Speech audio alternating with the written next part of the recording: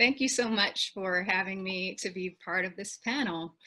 I'm with Project Drawdown, a nonprofit organization founded actually in Marin County, and for the purpose of doing an analysis of existing climate solutions. And I'd like to give you an overview of the landscape of available climate solutions according to this analysis done by Project Drawdown. Now, I know that many in the audience, I can tell from the questions that were asked, are very knowledgeable about climate solutions. But if that's the case, then maybe you can look at my presentation as a way that you can help inform others about the landscape of climate solutions. So I'd first like to start with just a reminder about gases. So as you know, greenhouse gases in the atmosphere trap heat and cause average global temperatures to rise. And this global warming over time has resulted in climate change. Now, while carbon dioxide is the most prevalent of the greenhouse gases in the atmosphere, and it's also the most prevalent in the public discourse about climate change, there are additional greenhouse gases that are more potent than carbon dioxide that also must be reduced by climate solutions. So carbon dioxide is released when we burn fossil fuels, when we burn trees, through the manufacture of cement and other sources. Methane is a very potent greenhouse gas. It's released from landfills, from the production of fossil fuels, from decay of waste in landfills, and from the digestive tracts of grazing animals like the cows that we eat. So methane is a much more potent than carbon dioxide, so it's really important that climate solutions address methane. Nitrous oxide is released from fertilizers and animal manure, and fluorinated gases, which are the gases that we use as refrigerants and are produced in industrial processes, are some of the most potent of the greenhouse gases. Now, when we think about climate action, we can think about only slowing the rise of concentrations of greenhouse gases in the atmosphere, or we can think about reversing the trend altogether. And this is the goal we call drawdown, which is the point in time when concentrations of greenhouse gases stop rising as they are now and begin to decline year to year. So this is an ambitious goal, but it's one that's possible. Now, this graphic is a way to look at the sources of emissions and what we need to do about them. So the gray rectangle in the middle of this graphic represents the atmosphere. On the left side are sources of emissions of greenhouse gases. So if we look at greenhouse gas emissions in terms of human activity, we can see that 25% come from our electricity production. That's the orange bar on the graph. 24% comes from food, agriculture, and land use.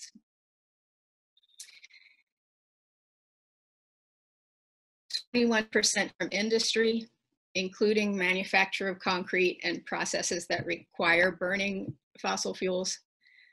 14% from transportation, 6% from buildings, and 10% from other energy-related emissions. Now, these figures are worldwide statistics, not specific to a particular jurisdiction. Currently, about the majority of the greenhouse gases that we're sending up into the atmosphere, about 59%, remain in the atmosphere. But some are removed by natural, biological, and chemical processes that bring carbon out of the atmosphere and store it in plants and soil. So 24% is removed by plants through photosynthesis, and we call these land sinks. 17% is absorbed by the oceans and coastal ecosystems through chemical reactions. So climate solutions can reduce what's going up to the atmosphere on the left side of this graph, or can reduce or can increase the amount that is removed on the right side when we support sinks. And then there's also a segment of climate solutions that contribute to both. They both help reduce what's going up and increase what's being drawn out of the atmosphere. Now, in order to determine whether it's possible to reach drawdown, Project Drawdown has done a global analysis of existing climate solutions and projected their potential to reduce greenhouse gases in the atmosphere over a 30-year period. Now, this analysis does not include every climate solution in the world. Currently, there are 76 solutions included in our analysis. So the solutions included in the drawdown analysis are ones that met certain criteria. They are currently available and scaling up somewhere in the world. They're financially viable. They all have a proven potential to reduce greenhouse gases in the atmosphere. And there's sufficient data available about the solution to be able to model it, the technology or practice, at a global scale. So there are no silver bullet solutions included, no theoretical technologies, nothing that's still under development, nothing that can't be scaled. Now, new technologies and practices, once they are developed, will help us reach drawdown faster. But the point here is that solutions already exist. All the technologies and practices that we need already exist and are already in place, but they must be aggressively scaled worldwide in order to reach drawdown. Now, this chart represents Project Drawdown's analysis that describes a global system of solutions. So there's not one of these solutions, even if it represents a larger slice of the pie in terms of ability to reduce greenhouse gases. All of them are interconnected and interdependent, and we need all of them. So the challenge for local and regional governments is to determine what is actionable in their local context. So for example, the solution called improved rice production is not a solution that will be scaling in Marin County, but there are others that will be more actionable in that local context. Now, this graphic represents the drawdown framework for climate solutions. And it's just a way of looking at the broad universe of climate solutions in a way that can help us think about how we can scale them.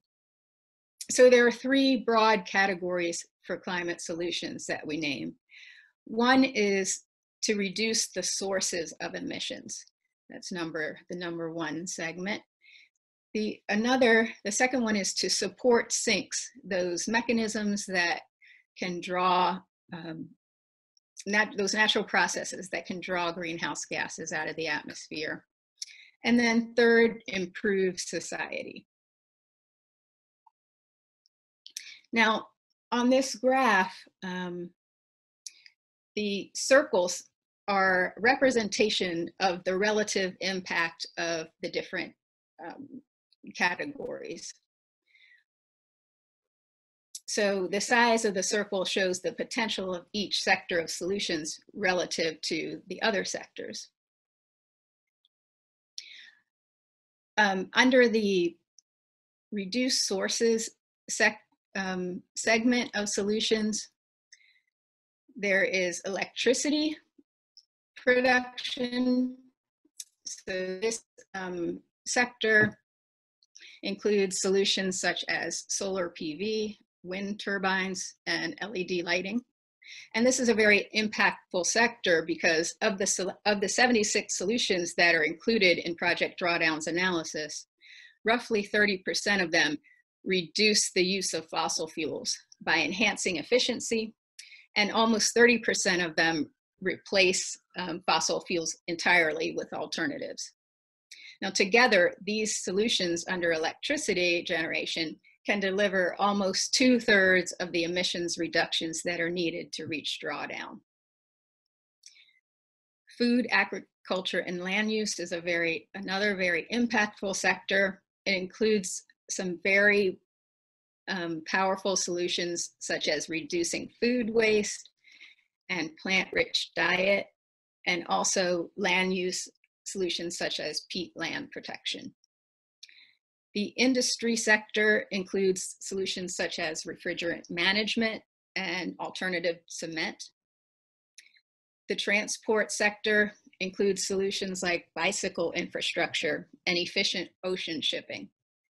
And the building sector includes solutions like high performance glass and improved clean cook stoves.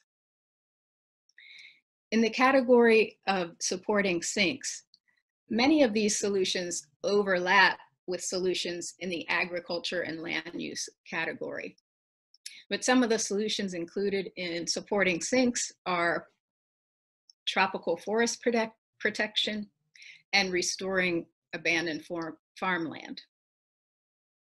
Now, the third category we call improved society. Most solutions have co-benefits that would qualify them to also be counted in this category. For example, all clean energy solutions contribute to reducing air pollution, which is a worldwide health crisis. In addition, a basic premise of Project Drawdown's analysis is that all solutions must be implemented and scaled in a way that is equitable and does not do harm to any group of people. Now, I know that we hear this said often, and I think sometimes it's framed as something that is a nice to have, that, oh, we should use this opportunity to also not continue inequities and harm to any group of people. And yes, that is certainly the case.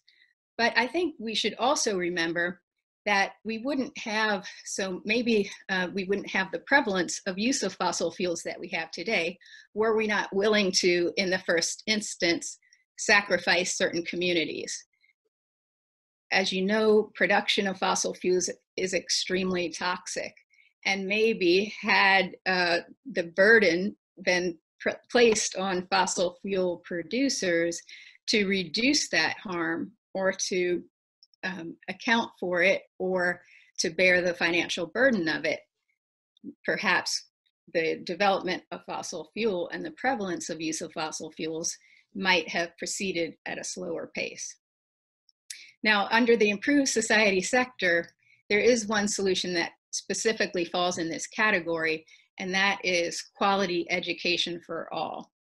So a quality education tends to result in improved access to reproductive health care, which in turn results in lower fertility rates worldwide.